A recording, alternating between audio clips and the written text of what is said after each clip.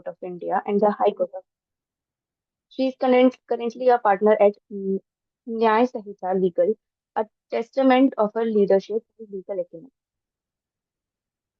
Her journey in the legal profession began under the guidance of legal stalwarts like Advocate Kalishwaram Raj, shaping her profound expertise in constitutional law.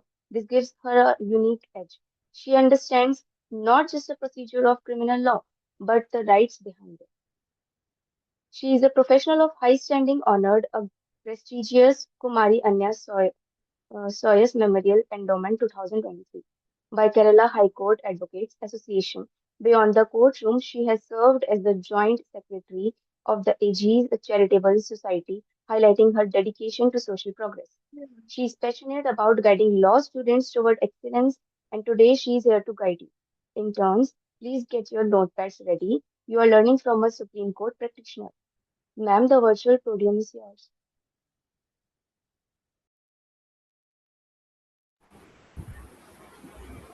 Good evening, everyone. Good evening, ma'am. Am I audible? Good evening, ma'am. Good evening, ma'am. So Good evening, it's ma'am. really nice to talk Good to you all. evening, ma'am. Good evening. It's really nice to talk with you all. I'm not keeping really well, so it will be a very short session. So, okay. So all of you are like first years or second years, and which year of law school are you guys in? Most of you guys in. You can use the chat room. Okay. Fourth year. Fourth year. Okay, fine. So today we are going to Fourth learn year. about how to draft a private complaint. Okay. So can anyone tell me what a private complaint is? Anyone? The senior law students. Anyone can answer.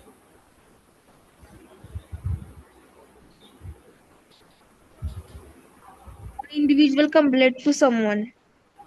Sorry? Ma'am, complaint to magistrate. Under A section company owned by 190. individual or family. Yes, correct. So a private complaint is an allegation which we make in front of a magistrate. It can be in oral or it can be in writing with the intent to take a legal action against a person for committing an offense. Okay. So very simply it is a normal complaint but it is made in front of a magistrate. So, what are the situations in which we will have to file a complaint before the magistrate? There can be two situations. In situations where we want an instant action, that we can't wait for the police to act. The second situation is where, mostly we have heard of it, that is when a police officer refuses to take your complaint or to refuses to register an FIR uh, when you give a complaint. So these kind of situations happens occasionally. So when you go to a police station, if they find that there is some element of civil dispute involved in it, or if there is some political, what do you say, involvement in it, the police might refuse to register your complaint. So it is in that kind of situations we file a private complaint before a magistrate. So it's an allegation made to a magistrate, it can be oral or in writing, with an intention to take a cognizance of the offense. Okay, so the earlier these provisions were embodied in section 200 to 203 of the CRPC. But can you tell me which is the relevant section now under BNSS? Anyone? Ma'am, 223. Yes, correct, 223. That is the corresponding section to section 200, under which we'll file a private complaint. So I'm not going much into the legal side of it. That you have an idea. I guess you have an idea. We will go and see how we will draft a private complaint. What are the things to be included in a private complaint?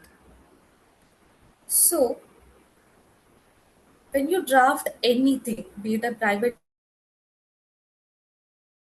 complaint, be it an SLP, be it a writ petition, or anything, the first thing that you have to note is that your language should be very simple. it could be read by a 10th standard student and understand what you have written in that. It should be that simple. You shouldn't have to use all these jargons, all these legal terminologies and all that. You just write it very shortly, very simply. And the one thing that you have to note is that a sentence should be very short. You don't have to make a long sentence by connecting and, how, however, like this, like that. You make it very short. He hit me with this, that, and then I did this. No, he hit me with this, then this happened, then this happened. And then keep it very short, very simple. That is the best draft. A draft with a very simple language is considered to be the best draft, not that the kind of one you get with the chat GPT, like this, these words, these beautiful words, which is arranged so beautifully. No, it's not. Make it very simple. Use simple sentences. That is the first rule of drafting. Page in any draft. Okay. So when we come to draft a private complaint, so there is this hack that I use while drafting anything. It's a simple hack. So, if you want to address some offenses or like any other thing, any section that you want to invoke any section in your complaint, the one thing that you have to do is go and read that section and try to use the same terms and terminologies that is already mentioned in those sections, so that the police will be forced to uh, add that section as well. When they're taking cognizance, they will have to add that section as well. So the use the words or terms which is there specified in those sections. That is one thing. And when you are about to draft, there are certain things that you have to keep in mind. First, what is the purpose of the complaint? Why is the complaint being filed? So you have to state why is it filed, and when it is filed, what is your reason for filing this complaint? That is the first thing to be noted. And secondly, under which jurisdiction? You have to file it before the correct forum, which is a magistrate in this case. Give me a general idea of it. So, and then your you should the correct names, their address. If you don't know their address, if you can identify them, then write it exactly happened, what, when. When you answer those WH questions, you will get a clear idea of the events. And when you are narrating something, the one thing is to be done is write it in a chronological way. Follow the chronology. What happened on what first, what happened first, what happened last, what happened in the middle, and write it in such a way that it is not confusing to the other person.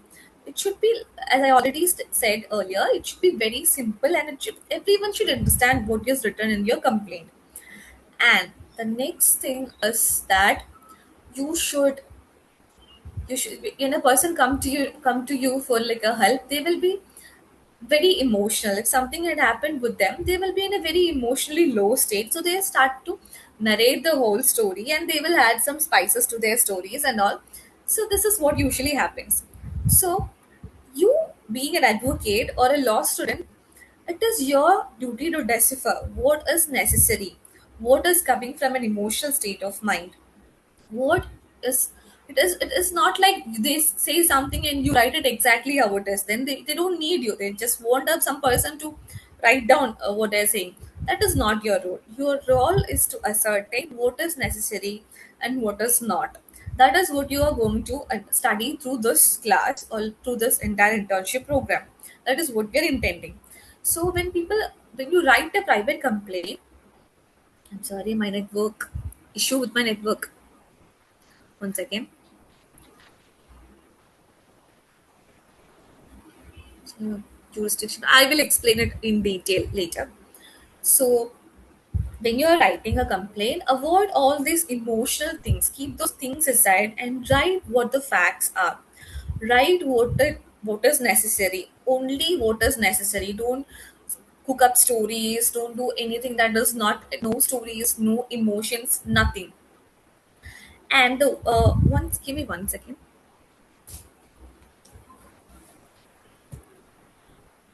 Okay. So avoid all these stories and emotions, just keep the facts.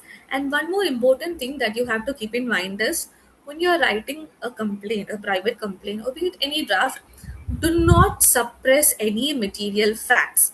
There will be some things which will be against us in some way, but do not suppress those facts in your complaint. Just give a hint of it, just use it in a way that it will not come against us, but mention it. You have to mention it and do not suppress anything, because the suppression can affect you very badly at a later stage in the trial. So do not suppress anything. Then the other thing is that make sure that you have covered all the legal elements, the sections, relevant sections, the relevant uh, words or sentence or phrases that is necessary to invoke those sections. Make sure that you have covered all of it.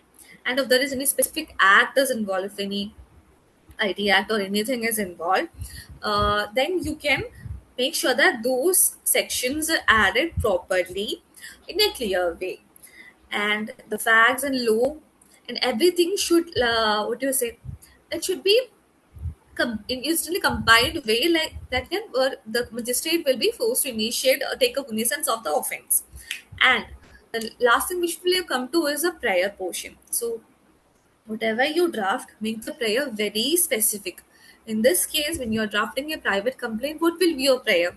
Your prayer will be to take cognizance of the offense, or to, if there is prima facie offense, the magistrate can take the cognizance of the offense, or she can also direct for ask for an investigation. She can give a direction to the police to conduct an investigation and to file a report before the honorable court. So your prayer should be very specific and ask what you needed, would you need in the prayer portion, very in a very simple way, but in a very forceful way. Okay. And you will need a mandatory verification clause and everything. So these are the some of the things that you will have to keep in mind while you're drafting. So I will tell it very shortly. Specify the purpose for which why you're filing the complaint. File it before a proper forum, the correct forum. The address of the parties and everyone should be very clear, and the course of action should be very clear. The event should be in proper chronology. You have to mention relevant facts only, no stories, no emotions, no arguments in facts. You don't have to put those argument type thing in the facts, that you will have a later stage when the cognizance and stuff and the trial is going on. You can submit all those things and make sure that all the ingredients are there, and mention if there is any specific act or anything, and use a very simple language. And keep, if you are referring, one more thing, if you are referring to any documents, refer those documents and add those documents in the uh, list of documents section. And make the prayer very specific, and do not suppress anything. These are the rules, key rules that you have to keep in mind while you're drafting a private complaint. Now we will see how we can what are the elements, essential contents of a private complaint, right? I think you might be given a sample draft by them. Have they given you it? Ma'am, not right now. After these sessions over, we will forward them. Okay, so I will just tell it right now. If you want, you can note it down. They will be sharing with you a sample draft anyway. So the first thing when you look into a complaint or anything that you have to file before any court, what is the first thing that you have to mention? You can drop the answers in the chat box. What is the first thing to be written down, or what is the first thing that you see in any complaint or any writ petition or anything? What do you see? Yes. Shipra. Yes. Yes. Yes. Okay, very good. Very good, everyone. It's the name of the court. In which court you are going to file the case. That is the very first thing. It's called a course title. There is a course title includes the party names, the court names, and everything. So the first thing which you have to mention is before which court. If there is any mistakes in that, then your application will get rejected right away. In your filing, it will get rejected right away. So the first thing to mention is the name of the court. So you say before which court. If it is before the, in this case, it will be before the first judicial before the Honorable Judicial First Class Magistrate Court at which place, which is a jurisdiction. So you might be knowing how to identify the jurisdiction, right? There are three things which you have to keep in mind: where the offences occur, where the parties reside. You know all of these things, right? So make sure you identify when a case comes to you. First, you see where it can be filed. So you understand the jurisdiction. You understand before which court you have to file it. The first thing is before the such and such court at this place. This is the first thing. And a cause title includes the name of the court, the name of the parties, the case number. These are the three elements which is included in the cause title. Okay. So this is the cause title. So now you have written before which court, right? Now you have to written the case number. Since you are going to file it, there will be no number. So it is specified what is the kind of the matter that you are going to file. So in writ petitions, you might have seen WPC number so and so. In SLPs, you will say SLP number so and so. So like that, in a private complaint, it's a criminal MP. So you have to write criminal MP number dash of dash year. You have to just put the year. When the thing get numbered, when the cognizance is taken, the thing your draft will get numbered by the court. I hope you all of you have done some internships in the lower court, trial court. So the first thing is the name of the court. The second thing is the case number, which you have to put a space for that. It will be numbered. Then comes the third part of the course title. That is the name and address of the parties. So the complainant, when you are writing a complaint, you have to give the full address, the full name, which is as per the party details, yes, which is as per their Aadhaar card or their identification document. You get that from them and you write it accordingly. There will be no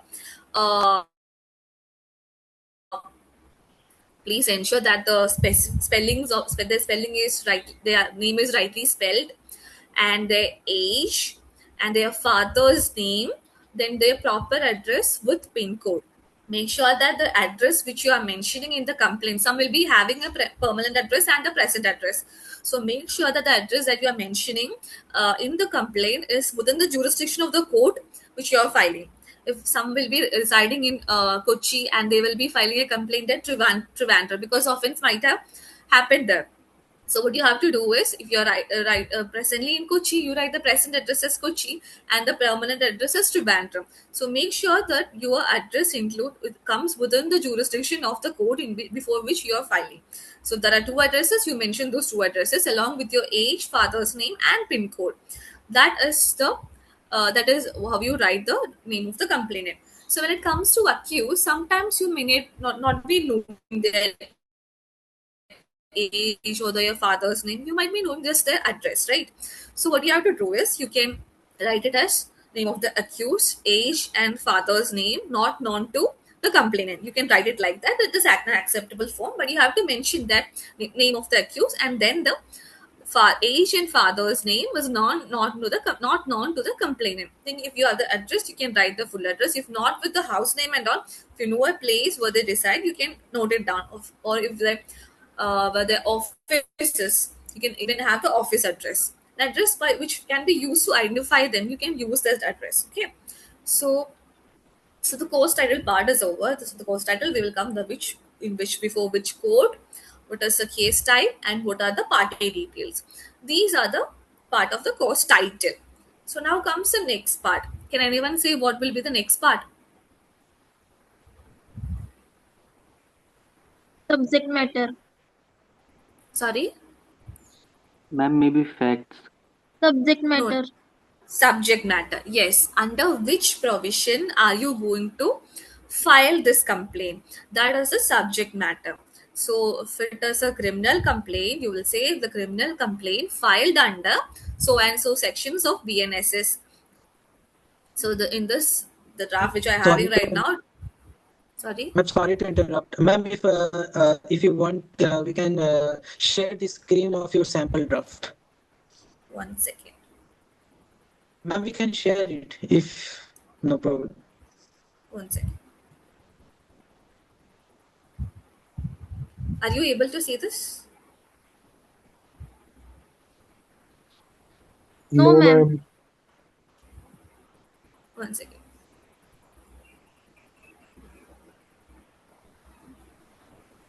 How about now? Yes, ma'am, it is visible. Okay. So you can see the cause title here, right? This before which code, the criminal MP number, and then you can see the complaint address and accused address that have to be written. Okay. So now comes the subject matter. So this is a criminal complaint filed under section 210, 223 and 175 clause 3 of BNSS. So here you write what is the subject matter of the complaint, under which section. You have to be very careful. Even if you're adding one or two sections, you have to mention it very clearly. So then comes the facts part. Now that you have my draft, I cannot ask you questions. Okay. So whenever you are drafting anything, be it anything, the first thing you have to do is mention who are you.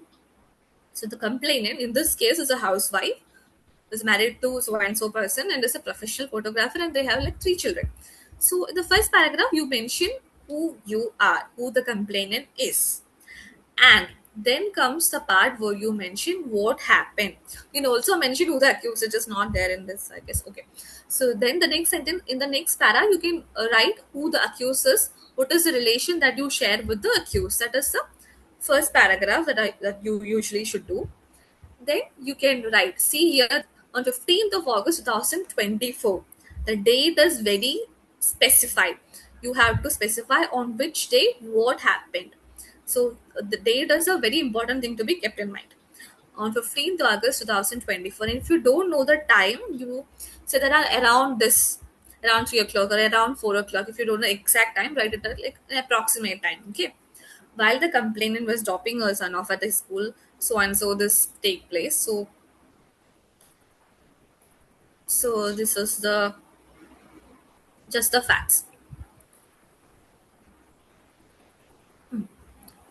In the facts, I'll just read it. On 15th August 2024, while the complainant was dropping her son off at his school bus near Mr. YYY, her neighbor approached her and threatened to come to her home later that night. This confrontation took place in front of complainant's son, which deeply affected both her and the child. During this confrontation, so and so also used sexually inappropriate and offensive language directed towards the complainant. This threat was a result of his ongoing personal enmity towards her husband and father-in-law. What did you understand from these 2 paragraphs that I read? What all are there in these 2 paragraphs? Can someone say?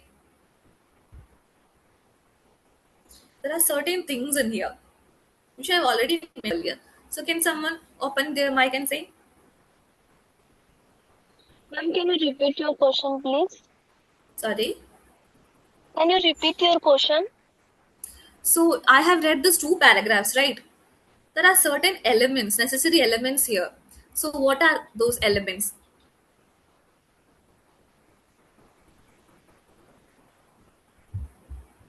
From the second and third paragraph only. Ma'am, in those 2 paragraphs, we saw the details of the parties. No, on the second and third paragraph, which you are seeing right now.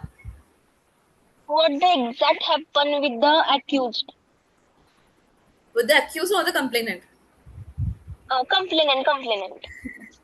So Ma'am, here it you actually can. talks about the descriptions of the incident. Yes. So here we have the exact dates. You see, the dates are there. What happened is written chronologically. What was the complainant doing at the place of offense? Why the complainant was there? That is clearly mentioned, right? And then what happened? Who all were involved there? Who all were there when the offense was happening? Her son was there, right? In the third paragraph, you can see that some sexually inappropriate comments or offensive language was used against her. Then she mentions the motive. In criminal cases, you know how important motive is. So you can see this threat was a result of his ongoing personal enmity towards her husband and father-in-law. So this was the motive for the offense to take place, which is very, very, very important when you write a complaint. So within these 2 paragraphs, you understood that how important the dates are, to mention the situation or how that situation occurred, and then also what is the motive behind the commission of such an offense. Okay, now we'll go to the fourth paragraph. He has a criminal history, and the complainant's father-in-law is a witness in a case involving so and so at Manjeri court number at so and so. Along with some others, he filed a false complaint against her husband and gave a fabricated statement to the police. On one occasion, he approached her father-in-law stating that he would withdraw his false statement against her husband if her father-in-law didn't give a statement against him and to hostile in court. So this was the reason why this offense occurred, which is now when I am acting as a police officer and I'm a magistrate, when someone comes to me a complaint without all these things, will I take an action? Because there is nothing to show a motive, there is nothing to show a backstory. Someone, I was standing there with my kid and someone randomly came and thrashed me, or someone randomly came and abused me. Will I take those complaints seriously? Can I say that there is some prima facie motive or something in that? No, right? So you have to mention why this offense occurred and what is the backstory of this. Then that will make your complaint more convincing. And also in those part, to make it more convincing, you should not add some stories, cooked up stories. You have to write what exactly happened and what is the reason for the offense that had happened. Okay, so the next paragraph is also about that. So, feeling unsafe, the complainant immediately reported this incident to the police, and a formal complaint was filed on in a day. Despite this, the complaint was called multiple times, and however each time. Okay.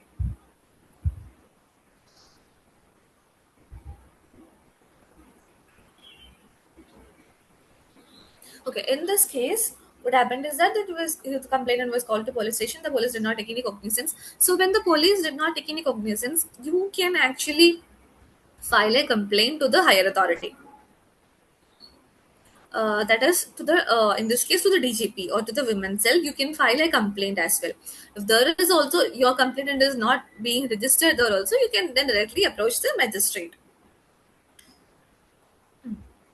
Despite this effort, the complainant continues to live in constant fear for her life and safety to her family. So in this area, you show it how relevant your grievance is. So you are being threatened that he will kill you or he might come to your home. Then there is a threat to life. So you have to point out that there is a threat to life, or like there is a serious threat in your draft. Then only the cognizance will be taken or investigation will be taken. Despite all, when you write a police complaint also, then there also you have to mention all these things, and you whatever you give to the police or you give to any authorities, you will have to keep a copy of that with you. When you file this private complaint also, you will need a copy of the complaint that you're given before the police. You will need a receipt of the complaint that you're given before the police. Then if you have given a complaint letter to the DGP, then you will need a copy of that also. So these are the relevant documents that you will need. And if you have any wound certificate or anything like that, then that also you can attach with this complaint. So, in this last portion, after exhausting all options, the police and with receiving no relief, the complainant is now seeking intervention from this honorable court. So, now you are showing why you have reached this honorable court. What is the reason? So, it is a basic principle in law that if you have any alternate remedies, you have to exhaust all those alternative remedies, right? So here you have to show that you have exhausted all the alternative remedies. That is, you have went before the police, you are given a complaint there, you have given to the women, you are going to the women's cell, then you are going to the DGP, and despite all these efforts, your complaint is not being registered, and that is the reason why you are before this court now. That you have to specifically plead in the complaint. Okay, then you have to show the cause of action for the complaint that was within jurisdiction of this court. You have to prove which it comes under which, not prove, you have to state which comes under which police station, and whether that police station comes under the jurisdiction of this honorable court. You have to show all these things in the course of action part. Then you can you can see if you have a list of witnesses, in this case the child was there, if anyone who was like standing there is also ready to give their statement, you can add them also as the witness. So the complainant has witnesses and documents to prove a case, so the list of witnesses and documents you can attach with this complaint. Then comes the prayer portion. See this prayer. Therefore, in the interest of justice, it is most respectfully prayed that this honorable court may be pleased to forward this complaint under section 175 of Bharatiya Nagaric Suraksha Sanhita 2023 and direct the police station house officer register a crime against the accused person and investigate this matter. So this is your prayer portion. So you have three prayers here, right? That the please to forward this complaint under so and so section, direct for an investigation, and to register a crime. These are the three things that you wanted. You can either put it number wise, or you can use a simple sentence like this, or I will advise you to use a what to say. You can use numbers.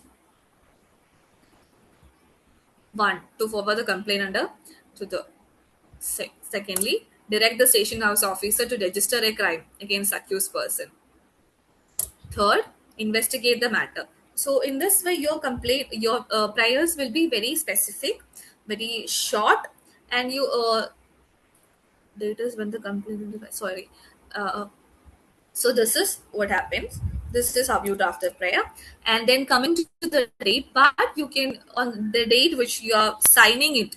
When the council is signing the complainant and the council both have to sign it. So the date on which you are filing, yes, that you can write here, dated this so and so date, and the complainant needs to put a signature, and also the counsel for the complainant will also have to put a signature. This is the verification part, but that you are stating that whatever stated here is right. And then comes the witnesses. So who all are the witnesses in this matter? This is the list of the witnesses. You can first witness, you will be the first witness, the complainant, then some other persons who were there, and then comes the list of documents, what all documents you are referring to. As I said earlier, you can have the copy of the complaint filed before the police, the complaint before the DPO, the complaint before the DGP, and then the complaint before the women's. And you can have a copy of all these. If there is a wound certificate, you can produce that also. You can produce your hospital records as well. And then this also you have to put the date and the sign. So this is how you draft a private complaint. One minute. I think I have covered all the portions. So, yes. So, there are some common mistakes that you usually do is you put some vague allegations, like he did that, he did this, and your allegations also should be like very specific. If he hit you, you have to mention that he hit me with this bat, or if with the stick, or whatever you are mentioning, whatever he used to hit you, you have to mention he hit me with this thing in his hand, he hit me with a bottle, whatever. You have to clearly specify that thing. Okay, it will also cover the crimes. Rishabh, I don't understand your question. So next is the jurisdiction. That jurisdiction part is where you might some people actually confuses the jurisdiction. So the jurisdiction part, you have to make sure your jurisdiction, the court before which you are filing, is the appropriate court, because the area is, some police stations will be coming under some courts. So you have to make sure that you're filing it before the appropriate court. Then you should always get your complaint signed. Crime like murder and kidnapping, if usually in those cases the police will register an FIR. It will be like offenses like hurt, or like this kind of stalking, or some offenses which they feel is not right. They usually don't register an FIR. If you go with a murder case or with a kidnapping case, they usually registers. Even if they are not, you can file a private complaint. Yes. Then you have to mention the witness details and everything. So these are the basic things. Now I will answer to your questions. What will be the address if any of the parties is homeless? If you can produce a photograph, that will be good. And you can mention where this person usually, you can see homeless people usually stick to some places. No, you can say they I saw this person with, you can give the description of the person and can say that I usually see this person over here. But it will be difficult to issue a notice or something to a homeless person. There are some practical difficulties in that.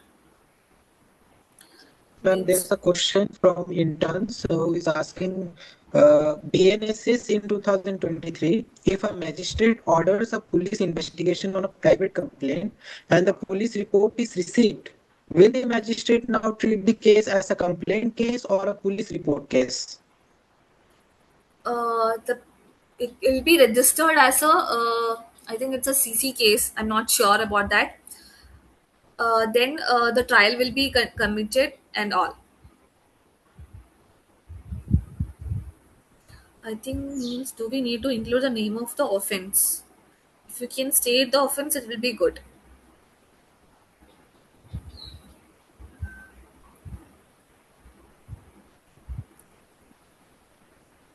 Verification part in the complaint, that you can add a verification part. I think in the draft which I have shown, which is not clearly it was there, you can add a verification part. I so and so do hereby state that whatever stated above is true. That is when complaint is filed. Yes. Any other questions? Ma'am, I have one. If I file a complaint and the magistrate takes cognizance on the basis of that complaint, but I have identified 3 accused and he takes cognizance against only 2 of them, can I still then file a protest petition with the magistrate? Yes.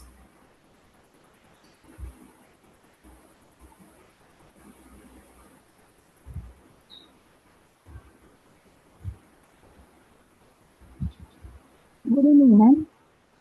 Good evening. In case the police take the complaint, but sorry, you're not audible. Okay. Am I audible, ma'am? Yes. Okay.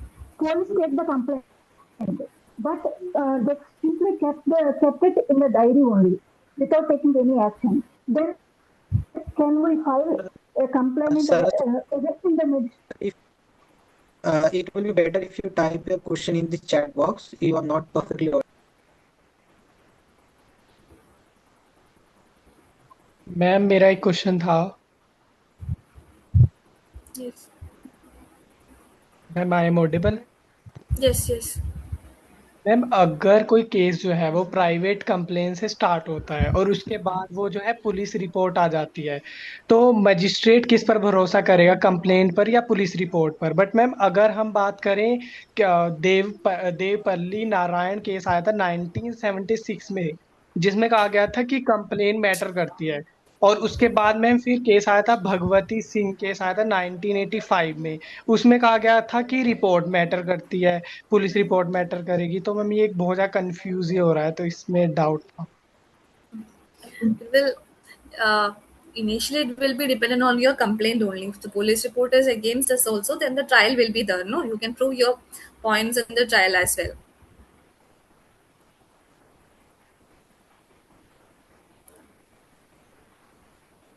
It is not how you approach the case with the, what you say, with the precedents. It is theoretically something will be said, but it will all depends on who the judge is.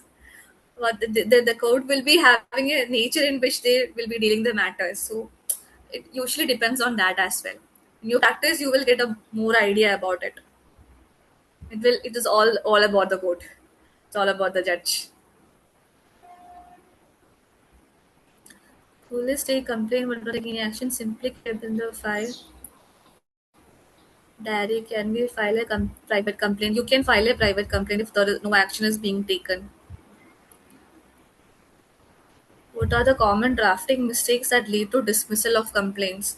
If the facts or the things are not stated, if it is too vague, ambiguous, then it can lead to dismissal of the complaint. You should establish a prima facie case if possible. Should headings of each part also be included, like the facts of the case, course of action, or prayer? Should written without a heading? Without a heading भी चलेगा. कोई letter जैसा लिख दे तब भी चलेगा. No issues. They will even accept a letter which as a complaint. If this is filed in session code, then what will be the case number to include? A private complaint is filed before a judicial first class magistrate. Is it necessary to write verification part, or can present without writing it also? Verification, using the verification part is the proper way. Any other questions? Ma'am, I have a question. It's almost time. Okay, we will be taking only one more question over here. Go on. Ma'am, I have a question. Ma'am, is there preliminary inquiries necessary on the basis of complaint? Can we done the preliminary inquiry? Without the police investigation, you're asking? Yes, ma'am. Yes, a magistrate can take cognizance if there is prima facie case, enough material to prove that there is something is there. Then cognizance can be taken.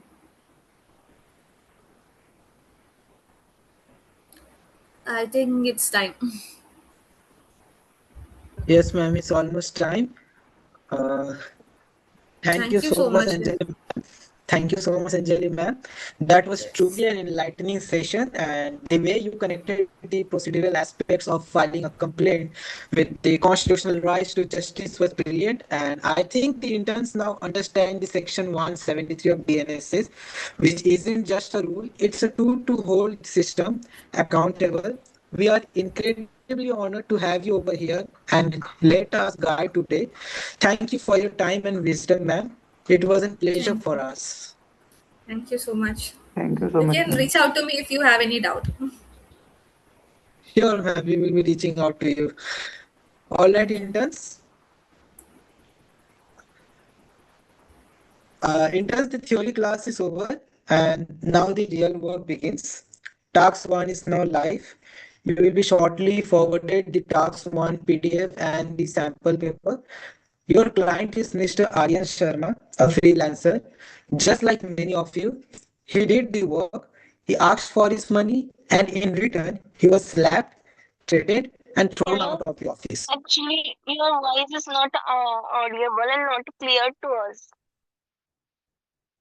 Isha, am I audible perfectly? Yes, sir, is not audible clearly. Your voice is lagging us.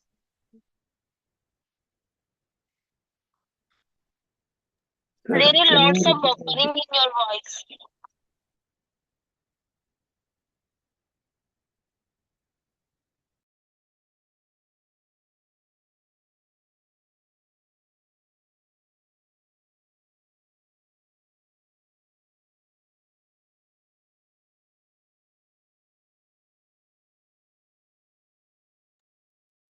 Perfectly audible now. Tisha, just confirm me. Still lagging.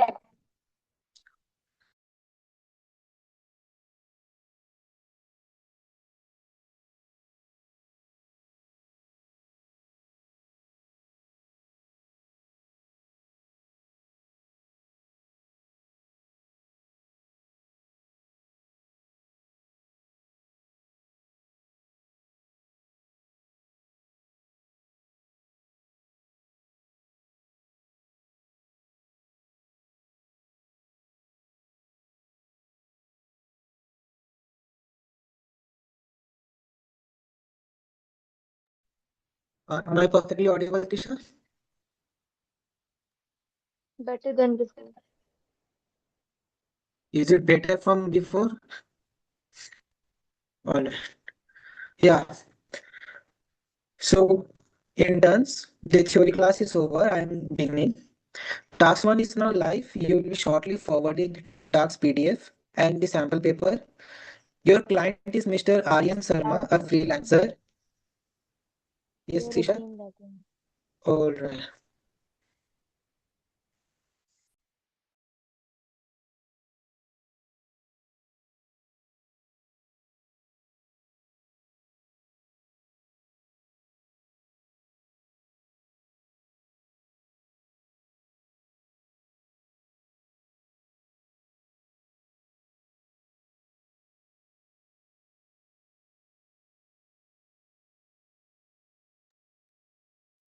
Asif, your voice is understandable, so you may continue. Just be a little slow, and it is perfect.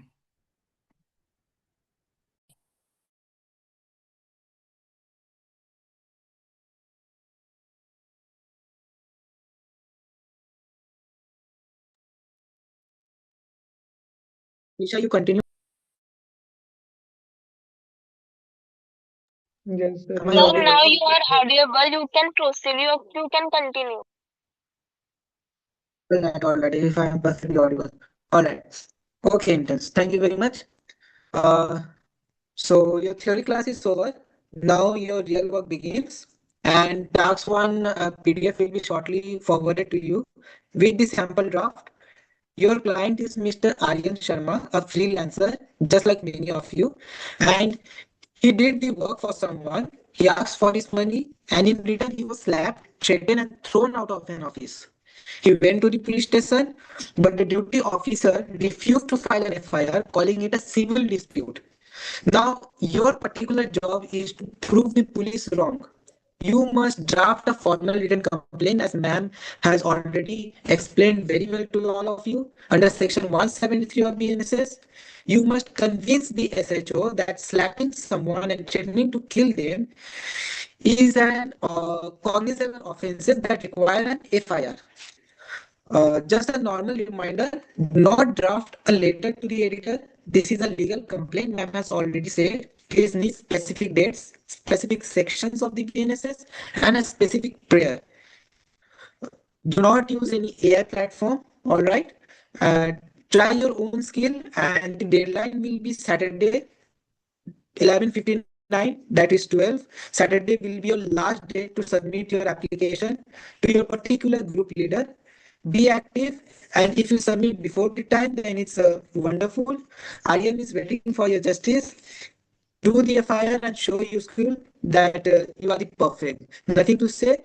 The copy of the task 1 PDF will be forwarded to you. Just go on through that, and if you faces any problem regarding that task, ask your team leader, and if not answered by any one of them, we'll approach you. All right? So, hello. Actually, your voice was totally gone. We didn't understand anything. So, the task leader has been provided to our group now. Yes, Indrani, the task will be forwarded to your group by the team leads. Okay? Okay, sir. No problem. The sample draft and the task 1 PDF will be forwarded to all of you by your team leads, and in your main group it will be also forwarded. So be active, and if you face any problem, we are there, and your team leads is also there. Sir, after completing the draft, from where we upload it? Shortly, your team leads will be sharing a Gmail address with you, all of you. Just submit your tasks to your respective team leads Gmail address. They will check and they will confirm you.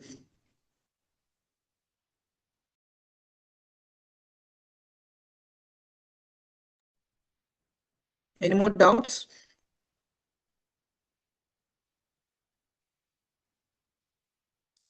No, sir. Thank you so much, sir. Everything will be clear. All right, we are having active interns of this time. Sir, can we conclude it now?